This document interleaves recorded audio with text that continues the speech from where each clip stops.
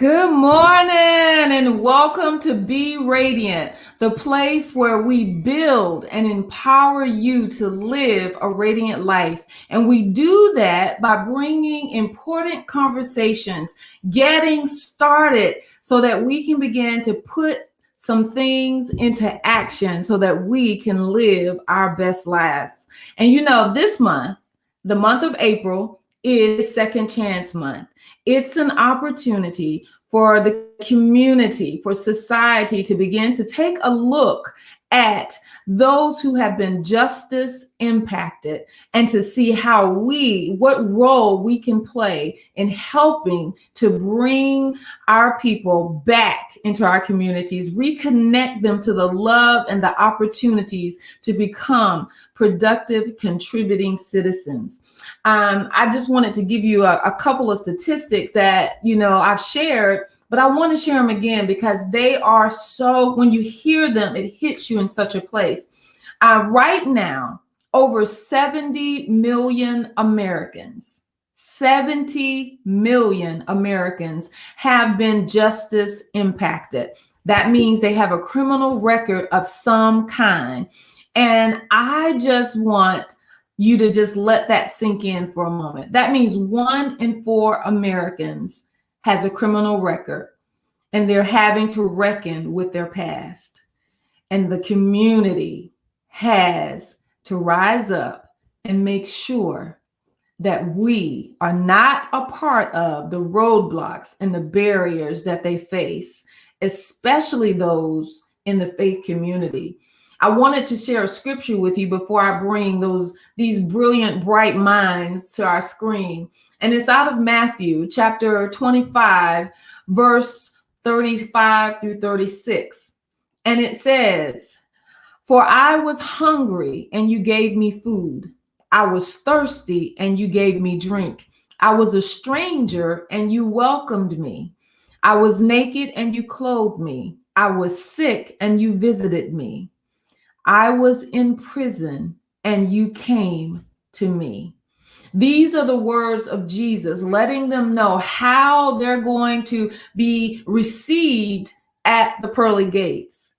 And part of that, he says, I was in prison and you came to me. Some of those other places seem a little bit easier for us to receive, and we do it with with joy. But he says, I was in prison and you came to me. This matters to the Savior. And so if it matters to him, it matters to me. So I'm going to welcome my guest in. I'm going to give them an opportunity to tell you a little bit about themselves. And we're going to get this conversation going. All right. Good morning. Good morning. Look at all these beautiful faces. I love it. I love it. How are you all this morning? Great. Blessed. Right. All right. Well, I tell you what, I'm going to, because, and I guess we're all seeing it the same way. I'm going to say ladies first with Sonia. Would you please just tell us a little bit about yourself and what brings you to this conversation in this room this morning?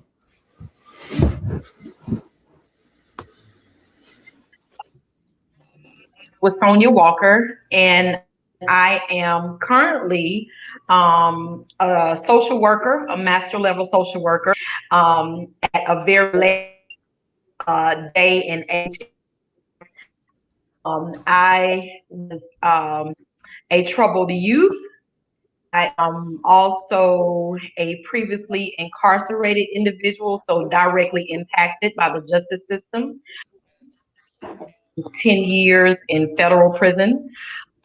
My son is now also doing time in a state prison in Texas. So I come to the table because of my past and also because of my presence, because even after 11 years of being free, I am fighting to be treated equally in the community, in society, as an individual, with family, with friends, and I'm my son who is going to follow in my footsteps. So that's. All right. Well, welcome, Wasonia. I love what you said.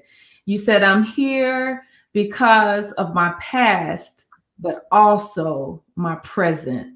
Because a second chance, that's exactly what it means. It's recognizing that a person has a today and they also have a tomorrow. And how do we open the door to make sure that that tomorrow is everything that they're dreaming of? Thank you and welcome to the room.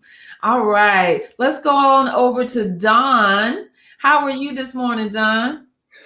I'm doing well. I am honored to be here. What brings me to the room is I am definitely a receiver of second chances. I was released from on parole in 2011, 12 due 10. Sentence, and I had previously been in trouble, a few times before that, and I just couldn't. Anyway, since I've been out, I've been able to accomplish a lot, and I look forward to sharing that to people to give them hope. But it is also a generational thing. My dad did a year in prison a while back, and so I have a 7-year-old daughter now. I'm gonna do everything I can to help her not have to go down that road. But I do know that anyone at any point in time can become a victim of the system, and I want to make a way for people to be received after they're released. Absolutely, absolutely. Welcome to the room, and you're speaking my language, Don. When you're able to say, you know what, that was the past. Mm-hmm. This generation, the generation that is coming after me, they are going to be the generation that says, I will not be affected by what used to happen. I always say, I kind of call it drawing a line in the sand and letting the devil know, hey, not another further, as my mama used to say, not another further will you go. All right. I love it. I love it. Welcome to the room, Don. And Mr. Tim, tell us a little bit about what brings you to the table this morning. Well, I'm Tim Wright, and what brings me to the table, to the room, is that I'm a advocacy coordinator for CASA, which CASA stands for Court Appointed Special Advocate. We help children that are in foster care to have an advocate when they go to court. They have somebody by their side to speak for them, to be an advocate for their needs and their wants in foster care. And also thinking about Don and Miss Walker, how their personal stories. When I was younger, I got in trouble a little bit too, and that stain of getting in trouble and trying to figure out your future past when you're younger, you don't think about how and why, or you got people telling you different things of, oh, you pleaded this, don't do that, do this. You don't know anything about the system at all. So the struggle to gain your self-respect back, your self-esteem back, gain your get rid of that fear and depression of the mistakes you made, to try to heal yourself and then try to move forward in society without people thinking about your past. That kind of, I'm in here to help with coming up with some ideas and just bringing these stories out into the open. Hey, right. All right. You know what, Tim, you said something, I gotta elaborate a little bit more. We had a young lady on here, Charlotte Garnes, fantastic young lady, doing some great things out there as an advocate. And what she said is that she read a book, and I've been meaning to ask her to share the title with me, that it says that every American at some point in their day commits what would be considered a felony. And I'm like, oh my Lord. But she says, and you do it unaware. And so those who are justice impacted, it happen to be people that got caught in those things. And I even stopped and said, you know what? A lot of people today that are listening that could possibly try and pass judgment, probably they've taken something from their place of employment. you know, those pens and those staplers and those notebooks and yeah, y'all. That even. So we try to make things, you know, this is big and this is little, but the word of God says that a liar will have his place in the lake of fire. That's what woke me up one day because I'm like, ooh, you know, I used to grade sins. He doesn't grade sins. And the same thing with crimes. We as a society grade sin, but I mean grade crimes, but crime is crime. And so we're here today to talk about second chances. So Amen. there are two on here that you guys have been directly impacted. Myself, I have family members that have been impacted by the system. And one of the things that I know can stand in the way of a person transitioning from incarceration back into society is the relationships that they have. Let's talk a few minutes about that. What are some pitfalls? And then we'll also look at what are some things that we can do to improve those relationships. But what are some pitfalls that people face coming out of a prison system as far as relationships are concerned? Well, I'll say for the younger youth, some of the pitfalls is that when they get out, Well, they don't have anybody to go to. Sorry about that. Tim, so Tim, if you want to go, you said that a part of it is that they don't have anyone to turn to. Okay. Right. When they get out, they may have family members and they may not have family members that are willing to take them back. And pretty much if they've been in there past a certain time, the system is not going to allow them to, you know, be in foster care or be, you know, have all those other incentives. So they have to rely on somebody that's a family member that can take them in because they have nowhere to go.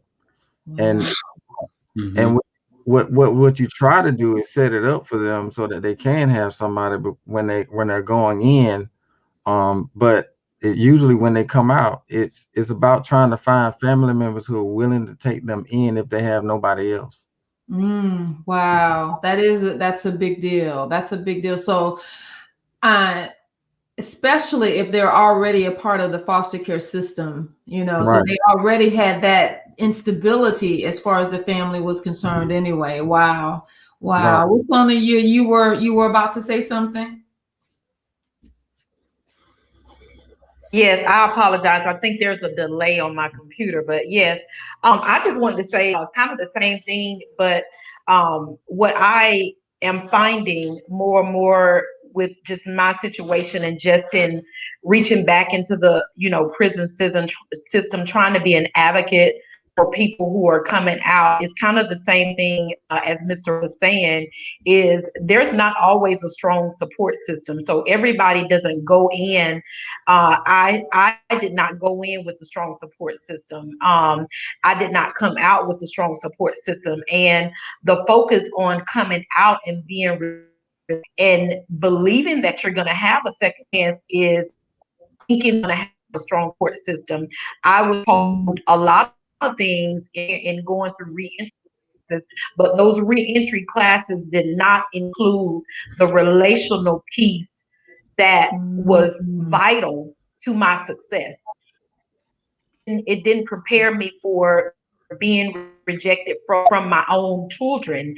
It did not prepare me for being rejected from the few people that I thought were family members that would support me. It didn't prepare me for inclusion or not that rejection from just the stigma of having a past. It did not prepare me for that.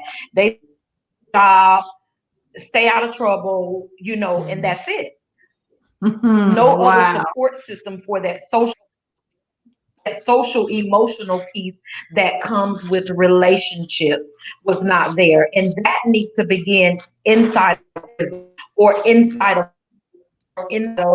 the juvenile system. It's to start inside. You can't wait until you release a child or and say, okay, well, what about your relationships or what about your support? It needs to begin on the inside. Mentors need to be in place on the inside while people are doing their time to help them build the relationships. And if they don't have the relationships, just help them prepare for not having a relationship. Yeah. Wow. Wow. That's I got something else to say to that, but I want to wait till Don goes first. Go ahead, Don. Go ahead. All right. So I appreciate y'all sharing. I actually have a lot to contribute to this particular conversation because I was a child who my mother struggled with some issues, and my father also did as well, alcoholism and addiction, and even some mental health issues. They separated when I was like 1, and after a couple of years of an unstable household, I ended up in group homes and foster homes, and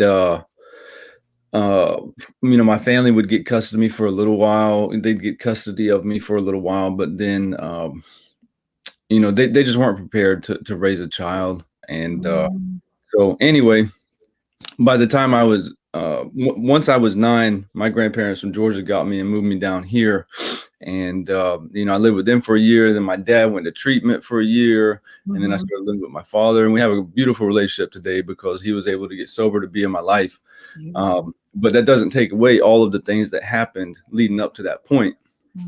And I can remember so many times as a child feeling alone and lost, and I just needed direction. Like I would go to school, and I was fairly talented or intelligent, but I just didn't have anyone to really take me under their wing. And now I know it was love that I needed. I actually needed love. And I just went through so many years like that. So by the time I reached a certain age, I was kind of hardened, like no one was coming in my circle. It was just me doing my thing. And that's how most of my relationships were based, is that I wasn't going to let anyone know me to love me. So whenever I started getting in trouble and I made it into prison, like was spoken earlier, there are some programs in there. And I went to jails a few times first. Like I worked my way up. Like I went to juvenile, and then longer periods in jail, and then long period in prison. So I even went to the probation detention center in between there. But finally it got to the point where, whenever I was getting released, family during those shorter sentences, they was like, all right, we encourage you to do the right thing, but they would stay back and stay leery of me, essentially. But after I was in for years, it kind of broke them down. And God bless them, because time does damage not just the person in there, but the ones who care about them as well. If you're fortunate enough to have that. And when it says that you came to visit me when I was in prison, the ones going to visit, it is a painful experience a lot of times. But whenever I got out, there was things that I needed: housing, like a safe place, like brother Tim was saying, and a family that could trust me, or at least learn to trust me. And a lot of times I noticed, because I work with other guys and I mentor other guys, there's not a safe house for them to go to. Whenever they ask you if you have a house you can go to without drugs and guns, a lot of the times the answer is no. So people have to go to a halfway house or a safe place. And their families were usually 90% of the time the ones who were with them when they were committing the crimes originally. So it's a lot of times best for them to learn to establish relationships outside of their family, which is extremely difficult. And I don't want to take up all of the time, but I could really talk about this. So what I had to learn to do for myself, because when I got out, my family didn't necessarily trust me, but they were willing to do whatever it took to help me out, because I had been in for so long. And I got involved in like a recovery program. I got involved in church. I started getting involved in things that would counter the type of lifestyle that I used to live. And so those are relationships I built, getting back to relationships. Absolutely. So, and you made some very key points there. They have to learn to trust you. And we say again, but sometimes because the betrayal of trust as is seen, starts happening at such a young age, that is that they need to learn to trust you, especially as the new adult that you are. So wow, relationships really matter. And the thing you just said too is you have to have a place where it is crime free and no guns or drugs or alcohol in those places. And a lot of times the people you were with before are the people that you say, hey, that's where I got to go. And they were part of why I'm here. That, I mean, that, oh man, talk to that for a minute, guys. Wasona, you have, and oh, I'm sorry, Tim, go ahead. I saw your hand. Go ahead. Well, what I was gonna add after Ms. Walker went, I wanted to wait until Don went because I know he was gonna have something really good to say too. But what I've noticed and what I've heard and felt from a lot of brothers and sisters that have been in prison is that it's about survival for them while they're there. It's about, am I going to get out of here alive? And then once you survive there, you have to come out and try to survive back in the real world. And the adaptation from that life of having to always have eyes in the back of your head to going out into the real world is so strange and different. And it's almost like coming into a whole new world again. And going back to what Don said about having somewhere to go, you wonder why we don't have more places built, why we're building apartments and we're building all these complexes. Why not let's build a place where people can go that are transitioning out of prison? And I mean, there's monies for that, but all these monies are being used to actually build more prisons, to keep more people in. Wow. So use some of that money to build transitional apartment complexes for these people who are trying to get out. Their means of hiring people to watch over these it's not a prison, it's a place where people can go to transition. They get jobs, they get training. This is what we're missing. And then you want people to be back in society and be successful in society, but you're not giving them what they need to be successful. You got people in prison in here for like having a small amount of marijuana. They're not selling drugs, they just had it on them. So now they got something that's on their record.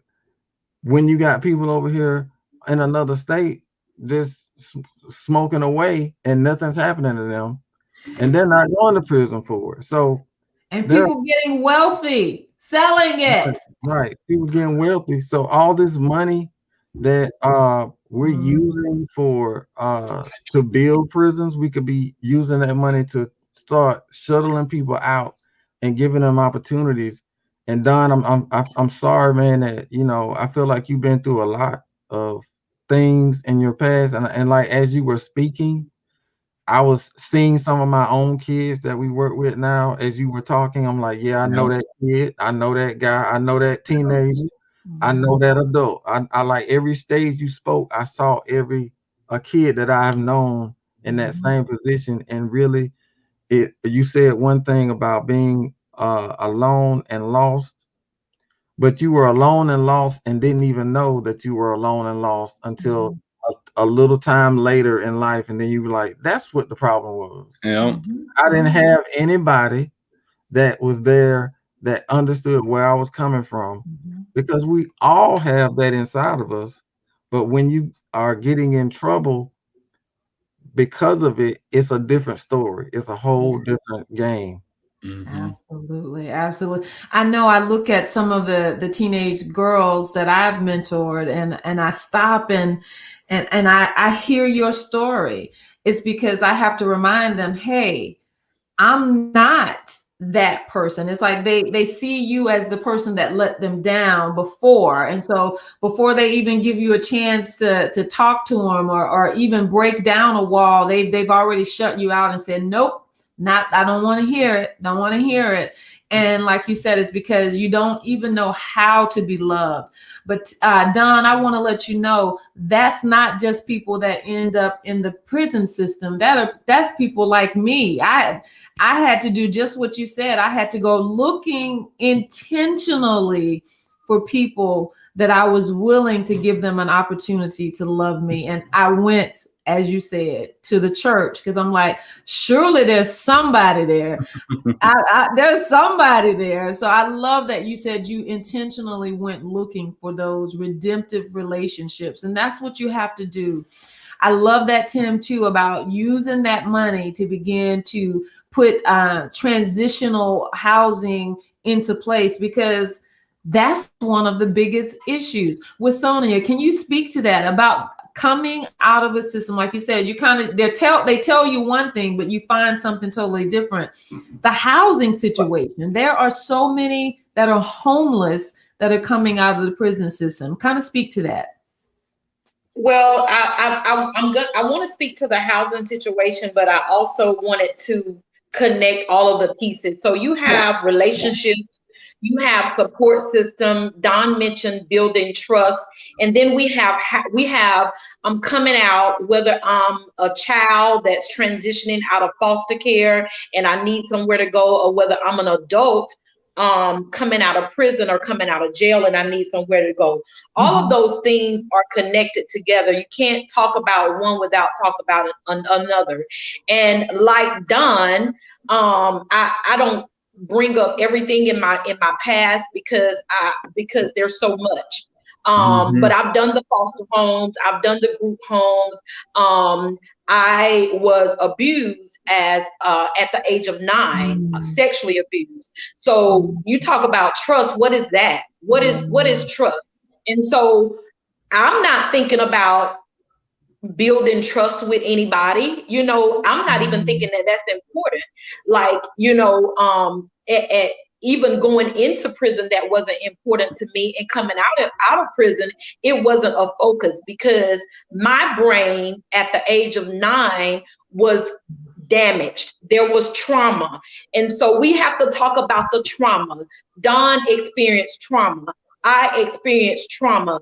The kids that you work with, Mr. Wright, they have experienced trauma.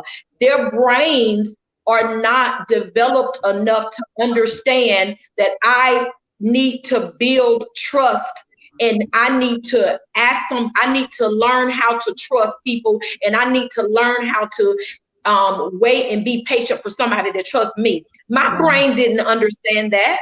These kids' brains can't understand that. Most individuals that are coming out of prison, I've done drugs, I've done, alcohol, I've had different addictions over the years. And so coming out of prison, I had been in prison 10 years and I was clean and sober, but my brain was still traumatized. So I had to get professional help to work through those issues, and the love of Christ and the healing and the deliverance of Jesus to help me through that process.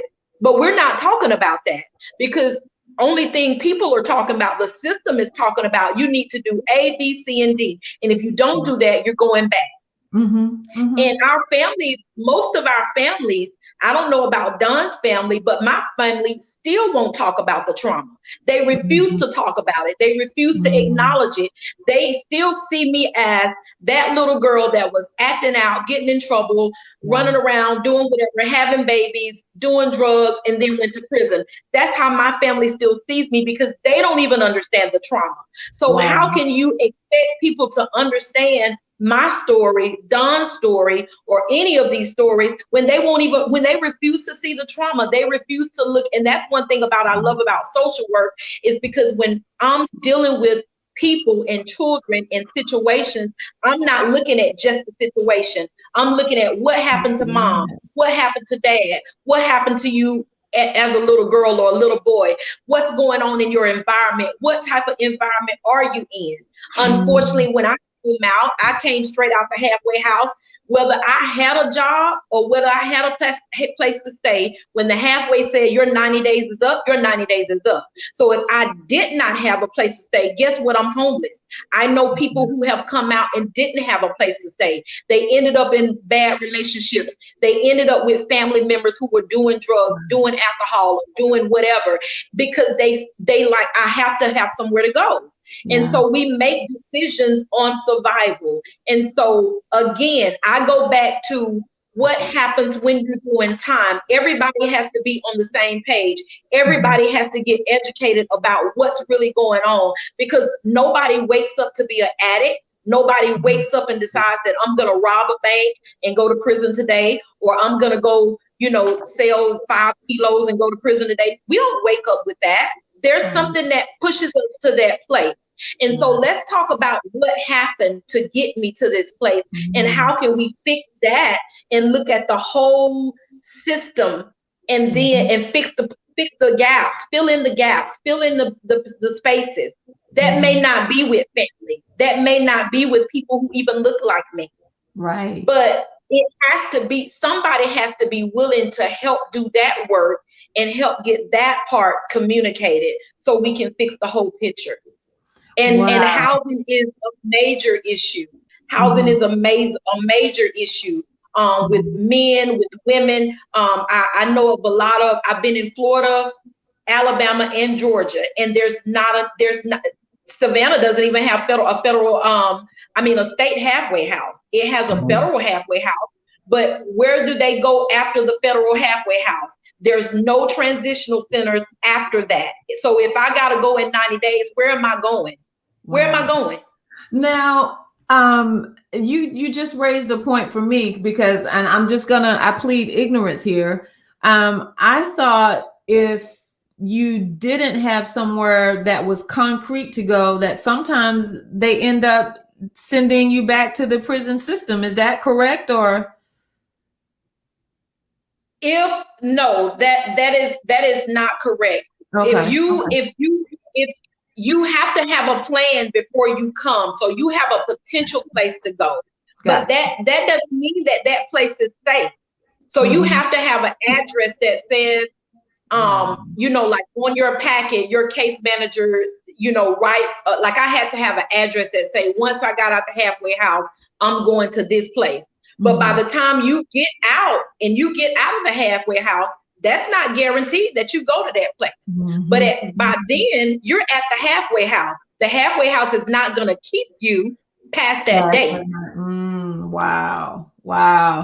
And Tim, now as a probation officer at one point, when you're dealing with young, and it was with juveniles, when you're dealing with young people in those situations, what do you do if it's like, hey, we've gone through this little transition, I have nowhere to go? My auntie, who told me she was going to let me come and live with her, decided that, she don't want me around Pookie. So she's, her little sweet Pookie, who probably is the reason, you know what I mean?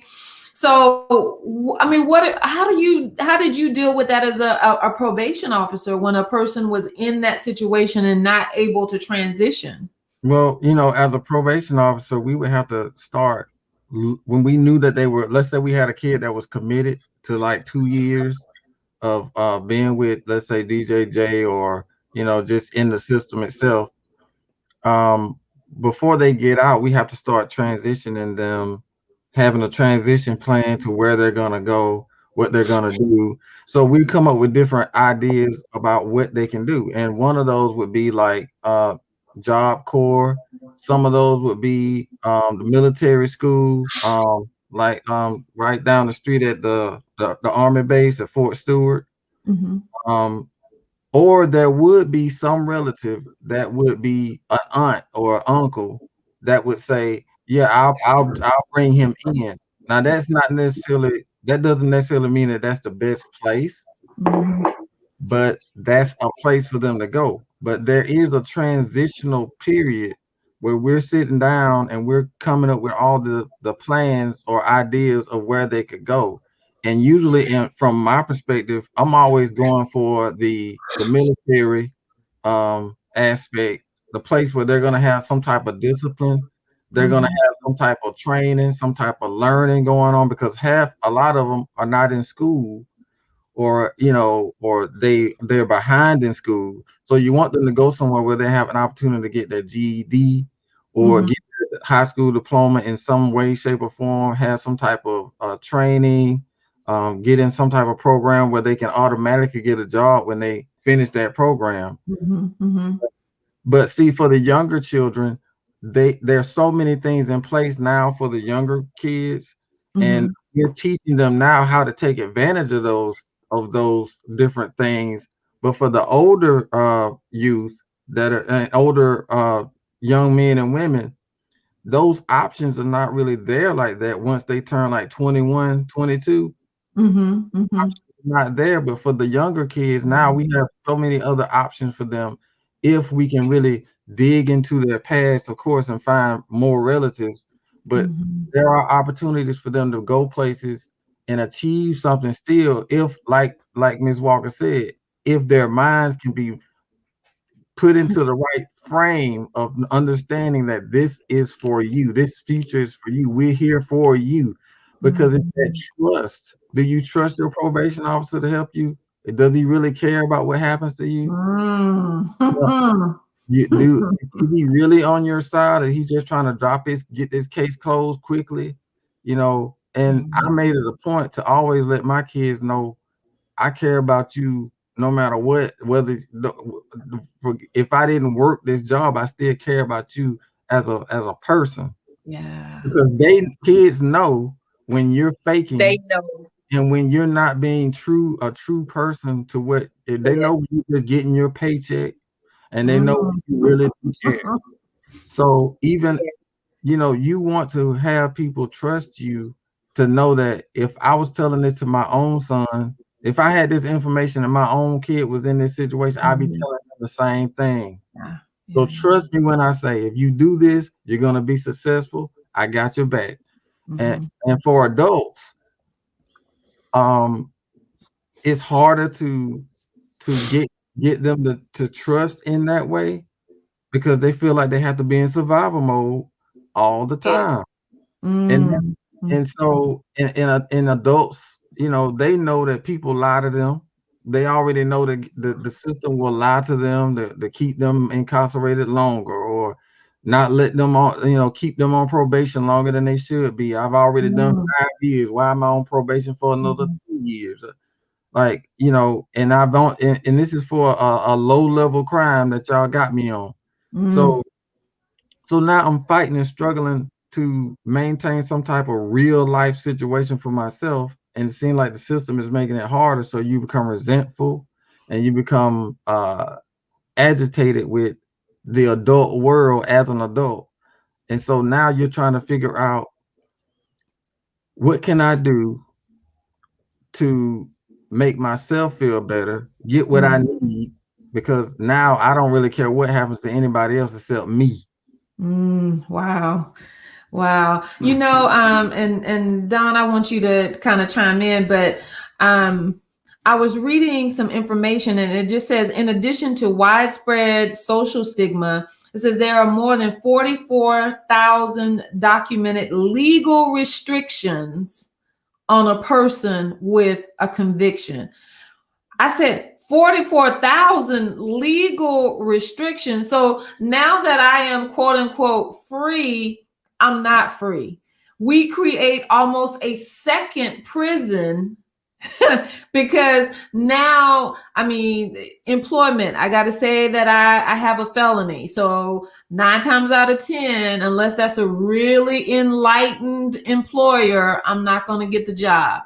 If I put on my application for an apartment that I'm a felon, that I have a felony, the person is like, they're going to come up with some excuses as to why the apartment is no longer available. So there are 44,000 legal restrictions. I'm like, good God, how do you even begin to get your life back after a situation like that? And to be put in a second prison I can only imagine that is mind shattering. Don, just kind of speak to that if you don't mind. All right. Yeah, I want to. And anything else you want to say, just if you've heard No, something, just chime in. Yeah, I'm gonna speak. I'm gonna speak. So I don't want to keep it really dark. I like to bring hope to people, and it does get really dark whenever you start looking at getting out of prison or even jail, or the foster system, or anywhere, and you feel like people are out to get you, because there is a survival mode that we go in. The psychiatrists, psychologists have called it fight or flight mode. For a long time now, and that's what we get stuck in even before we go. A lot of the time I look back over my life and the people that I hung out with and the situations I ended up in because of that trauma that Miss Walker was talking about. I was attracted to people who were also had experienced a lot of trauma, and I got involved with people who they were like in a gang, and that kind of stuff. And anyway, I was always attracted to the streets and to those kind of people because they were the only ones that I knew what I was getting. The ones who I originally was supposed to trust when I was a small child, they were the ones that hurt me and lied to me the most. So I went with the people who I can see and I know what I'm going to get, and that's what I want to be. And anyway, I went down that road, and while I was, incarcerated, there is a survival mode. Like, I got involved in a lot of different, I would go to classes and school and, whatever I could do to try to get involved, to try to take up time. But when it comes down to it, looking back over the years, you're really just doing time. You can get busy doing a lot of different stuff, but when it comes down to it, you're not doing much more than the person who's just sitting in their cell. Like, just keeping it real. I did get a couple of college credits, but I mean, come on. Like, you add up the years and that doesn't make much of a difference. But anyway, I don't want to totally talk down, because there were some programs I got involved in, but it falls back to the people who were teaching and facilitating them. That's what matters. It's not the system itself. It's the people who actually cared. Like Tim was saying, the ones who you could tell, all right, this person's here because they want me to have a better life. They stood up and show up and come into this prison every day because they want to teach us how to live better. And, that started giving me hope when I would see that. And so once I got out in the survival mode, mentality of, if I don't take care of myself, ain't nobody else going to do it. It does make it difficult. But I learned over a period of time, only by the grace of God, that I had to trust other people to help me. So I started asking for help. And the good thing is that I'm not the first person that was released in prison. It's been going on for a while. Anyway, I was able to get a lot of different help from different people. There's not a lot of resources out there now. There used to actually be, I didn't have to go to one, but I can remember over the years, there were halfway houses. They've gradually shut down funding to all these things. And they even shut down, before I got off probation and parole, they had started shutting down the offices to the probation and parole officers. They were working out of their cars. Like, there was no office left for me to report to. So a lot of people aren't aware of all that. But wow. So I mean, because they can kind of show up anytime, anyway, anyhow, right? Yeah. I know my nephew came to live with us after being released, and the probation officer almost beat him there. Yeah. Like, they're just in their car riding around with their bulletproof vest on, checking up on people all the time. That's what they do now. I wanted to express a little bit about what we were really saying when you said that when you come out of prison and you're still in prison part. That second prison. I sometimes believe that people who are in prison, when they come out, they're in the prison of what they can't do. But the people who haven't been in prison, they're in a prison of denial about everything else, whereas the people who are getting out of prison are awakened to all the foolishness that we have been digesting in society. Yeah. Mhm. They haven't been exposed to all the things that we are digesting and becoming okay with. So when you get out of prison, like, you're always on 9 on everything, whereas the rest of us are walking around like, oh well, everything's good. Yeah. Mhm. Well, I actually, I'm sorry, you just reminded me of something when I got a little off, but you are right. So whenever whenever I got out, I can speak from my experience and from other people that I know. There's, I won't, it is kind of like a second prison, but it's really just, like Tim was saying, kind of an opening of my eyes, because by being cut down to just the very basics, that I need to survive, and everything that I own being in a box that's like what, 2 foot tall by 1 foot wide, basically. You Yeah. learn what you need in life and what you don't need. So it's kind of like these people that are spending all this money to learn how to live a simple life. Like, that's essentially what it is. I became a minimalist by the product of being in prison. Yeah, Don, that might be your next business, is to have, teaching them how to live the minimalist life. Oh my God. Yeah. Apparently there's money in it. People are I bet. making good money in that. But so that's, again, before I forget, that's what the thought that I was grasping at is the prison of our mind. So we do end up in a place where, with trauma, we continue to relive that trauma over and over. And in the situations that I was exposed to, I mean, I've seen people, there's some violence that takes place in prison, in case no one is aware. I did see a lot of violence, and some people that I cared about were sometimes the aggressor, sometimes they were the victim. People that I would talk to and fellowship with, and because things, just when you have a group of men together for a long period of time, they pop off. So anyway, well, I see what Tony is saying. Women too. yeah, and women. Oh, I've heard the women can be worse, but I don't know. I can't speak on that one. And all that is trauma. All that's trauma. Oh yeah. So anyway, with humans, yeah. But whenever we get out, we have the prison of our mind, and it's a process of learning that people can help me, and also being willing to receive it, but also being hopeful. Being able to give someone the hope is what matters, because I look at, as long as I felt like I could never get a job, guess what? I wasn't going to get a job. You weren't getting a job. But whenever I was like, all right, you know what? I'm going to get a job.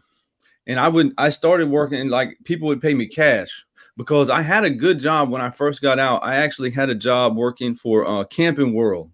A friend of mine got me a job there, and I was working there for going on 2 months. And then finally, my paperwork, they called me into the office. They really liked me. They were talking about promoting me already. And I mean, they were letting me drive their like $250,000 campers from North Carolina and back between lots. Like, it was a lot of responsibility for somebody who just got out of prison. And they called me into the office and said, "We're sorry, we got to let you go." I'm like, "What?" He said, "Yeah, paperwork just came back from corporate. We appreciate you being honest, but they said that it's too big of a risk to have you here." Liability. Yeah, exactly. Oh my God. And you're thinking, my goodness, I've already been doing it and proving to you that I am trustworthy. Wow. So that was that kind of hurt me for a little while, but then I like I said, I started getting jobs working with other people, and I gradually just kind of worked my way, to where now I've been with this company a little, over 2.5 years, doing plumbing, and I ended up working for myself for a lot of time. I know, a skilled trade. Yeah, that's right. They need more skilled trade schools for people coming out of prison, is what I'm talking about. Do you know how much when we call the plumber, I almost shudder, because I'm like, I'd rather call the doctor, my doctor, than to call the plumber. That's right. Well, just call me. I'll help you out. Yeah, but anyway, so I'm extremely grateful for how my life is today. I have a 7-year-old daughter. Since I've been out of prison, I've been able to get married and divorced. Just saying, I've experienced both. I do have a beautiful 7-year-old daughter who I'm actually going to be taking to Disney in June. I never went for myself, so it's like a dream come true. Yeah, I'm so excited about that. I've been able to have a valid driver's license for years. I don't have to worry when the cops get behind me. Even if I do get pulled over and get a ticket, which I did actually finally get one after in Garden City. It's been a while, but I got one like a couple weeks ago. Welcome to my world. Right. So I was able to vote for the first time because I'm off probation and parole. And that was it's a good feeling knowing that your vote does count, you know. And I was also encouraging everybody I knew to vote. I think that we had a record turnout, this last voting cycle, and it's pretty awesome. It's really awesome. But I've been able to get involved in things in the community, like community activists, community support. I'm a part of Hello Neighbor. If you don't know what Hello Neighbor is, please check it out and do a little spot real quick. HelloNeighborSAV.com. It's a community building organization where essentially what we do is we want to unite all of the neighborhood alliances around Savannah, and ultimately a larger area. But to begin with in Savannah, because the thing that keeps everyone down is division. If they keep us divided, then they keep us conquered. So if we unite, if we all come back together, then we're able to get a lot of stuff done. So yeah, please go to HelloNeighborSAV.com and sign up to, just kind of be a part of it. Anyway, my life is really full today. I'm honored to be here. I feel like I've spoken a few minutes, so I'm going to pass it on, but I'm really honored to be able to share this time with y'all. Tim, if there would have been someone like you around whenever I was a kid, I honestly believe my life could have been different. And I want to ask y'all a question real quick, both of y'all. Is that, and we've all had this feeling in different ways, but for you guys, I know it's a stronger emotional feeling of when you do have that success, when you have that success you want outside of that life that you lived. Is it like being born again? Like you're born into this new self, this new experience of life? Go ahead. You want to say, Miss Walker? I think it is. I think it is. It's definitely. It's almost as I feel like I'm still learning to live free. That's right. I'm learning a new way of living because anything that I relate, and that's not easy. And I think Don probably can agree that it's not easy. It's not easy because people will remind you, and society will remind you, and situations will remind you. Sometimes the people who should know you best will remind you of when. And so, but you have to daily look at yourself in the new light, look at yourself the new way, separate yourself.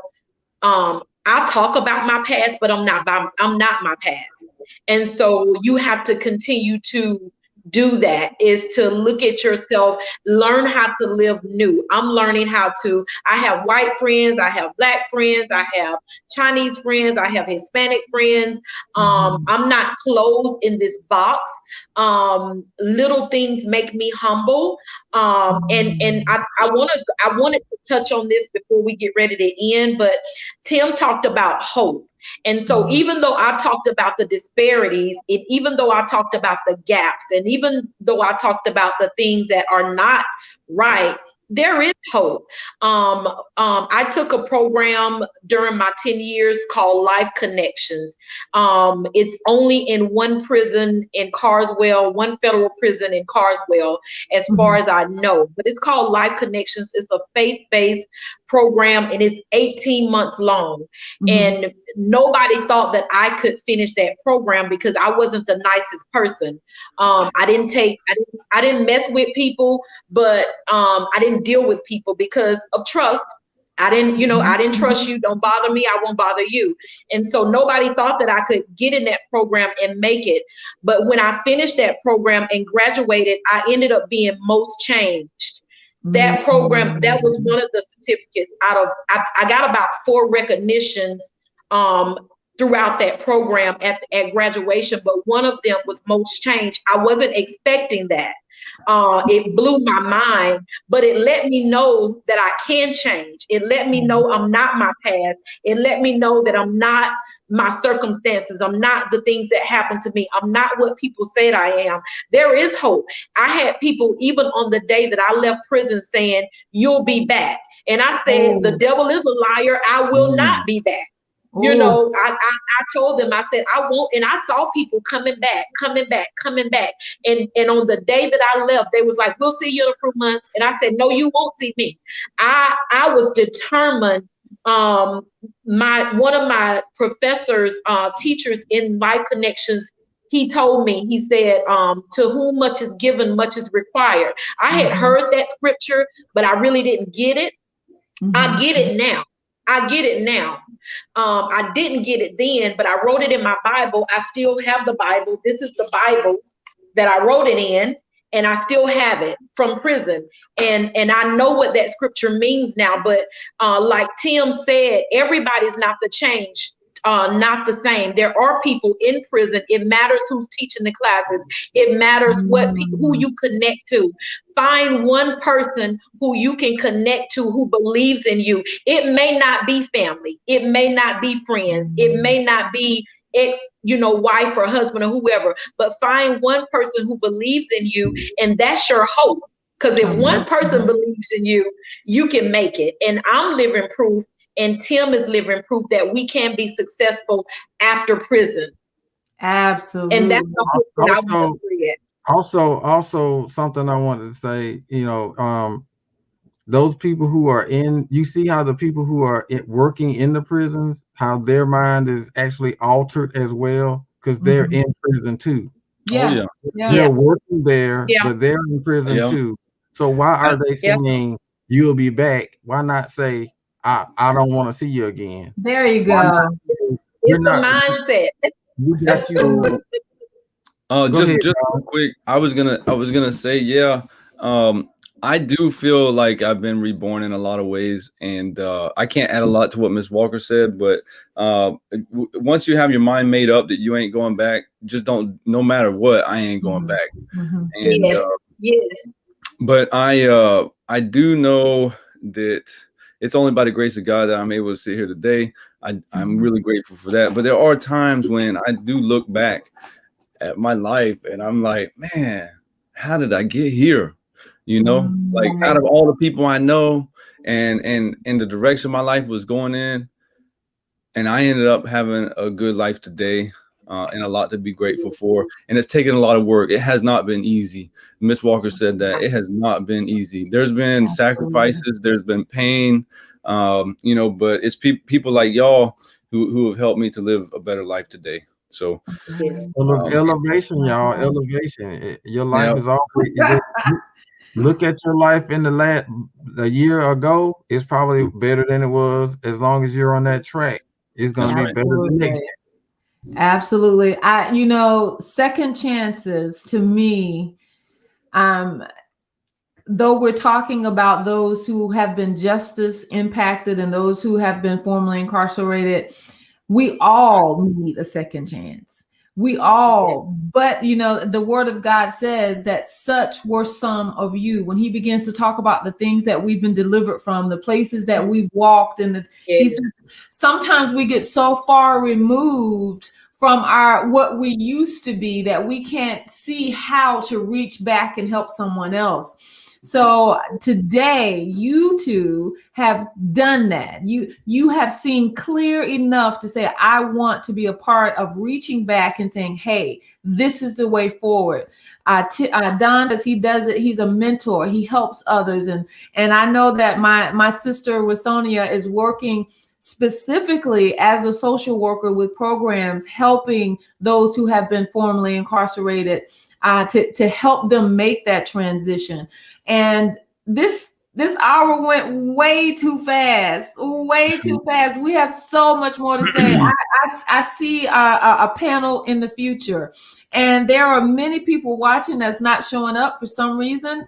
My screen is not rolling my comments up, so I got to work on that. It's a technical issue, but I just want to let those people out there. Julius has made some amazing comments. He says, once paid, a debt is no longer a debt. The only one that can stop you is you. That is so true and deep. I mean, it's deep. That goes into the very heart of the matter. And that is why we're here. Don, I want you to know a very good friend of mine, Kevin Terrence Brown, who is the mayor of Buena Vista. He says, proud of you, brother. He's proud of you. Thank you. And with Sonia, you have some admirers on here just saying that they are so grateful for the woman that you have become and are becoming.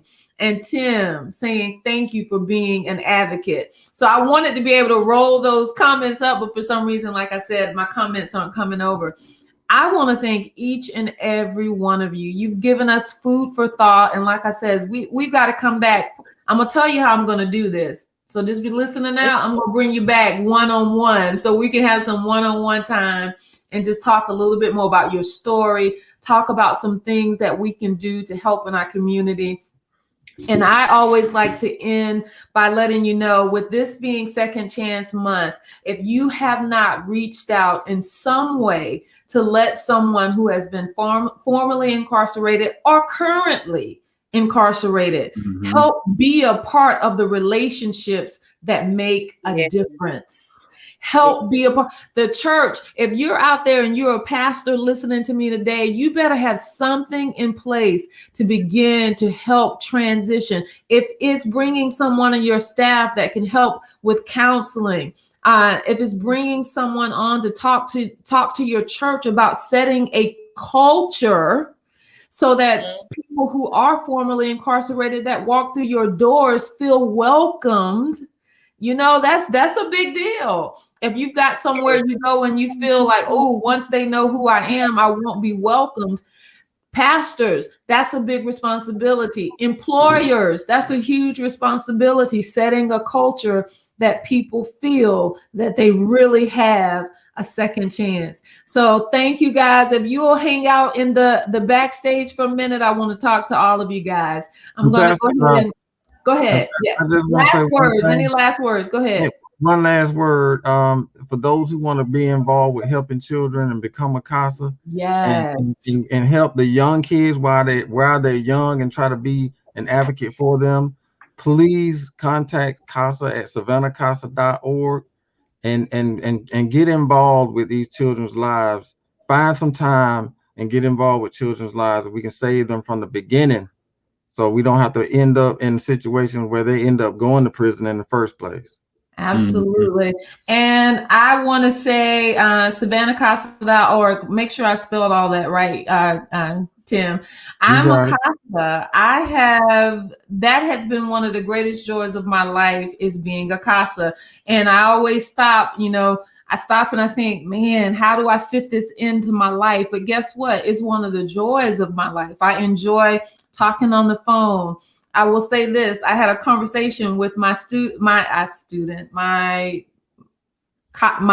child. I don't know what you would tell me, Tim. What do I say? Your CASA child, your child. My CASA child. That's my CASA child. She's mine. She called me. She was walking home from work one day, and she's like, I'm walking home because my ride didn't show up. She says, will you talk to me on the phone as I walk home? So we talked the whole time she was walking home. That's the kind of relationship that we've established. So she's like, she didn't say, come pick me up. I would have done it, but she says, can you talk to me while I walk home? And we did. And so she'll call me sometimes. She'll call me to tell me about something that's going wrong, something that's going right, or just to say, you know what, today just is not the day. So become a part of someone's life to make that difference, to make a difference. All right. If you guys have a last word you want to put in there before we go? I just wanted to say thank you. I give God glory, honor, and praise for using my voice. That has been my main thing, is just, God telling me that he wanted to use me, and now allowing myself to be used. That's an honor, and to be a voice for so many other men, women, and children. And so thank you for this platform, and thank you for this time. And it was very nice to meet you, Mr. Don, and you, Mr. Tim. All right. Yeah. Now, Sonia, you work with a nonprofit, correct? So I'm actually in the process of starting my own nonprofit. Helping Hearts Heal was started for women and girls who are victims of trauma or been impacted by the justice system. A part of that, one of the program is Project 810, which is going to be strictly reentry. And going back into the prisons, being mentors, being volunteers, supporting those people as they begin to transition. So it's in the making. I have been operating as a nonprofit for about 3 years now. All right. All right. So Helping Hearts Heal. Yes, all right. ma'am. So Helping Hearts Heal. You see, I say it's coming soon. So be looking out for it. And thank you guys so much. Yes, Don, do you have a last word that you'd like to leave with us? I just wanted to thank you for the show, and the other guests and everyone who's out there in the world listening, everyone who may hear this message. And I just want to let you know that God loves you, and that I love you. That there is love in this world for you, and for those of you who have experienced love, I just want to keep encouraging you to keep giving it, because sometimes we can get wore down when we're helping other people, and sometimes it'll seem like, oh, they're just they're falling right into the category of what everybody thinks that they are. We just got to keep encouraging them, to keep encouraging people and keep lifting them up, and don't get wore out running this race. That's all. Don't get weary in well doing. He says, for you shall reap if you faint not. Yeah. So, brother, I love it. I love it. I love it. All right. I'm going to have a moment here, and then I will be letting you guys go today. I tell you, this has been rich, you guys. This has been rich. Second chances. Second chances. Remember, all of us needed a second chance. All of us had that moment in our lives where we had to make a decision about who we were going to be. And remember, the scripture we started off with today, I'm going to end with it. It says, for I was hungry and you gave me food. I was thirsty and you gave me drink. I was a stranger and you welcomed me. I was naked and you clothed me. I was sick and you visited me.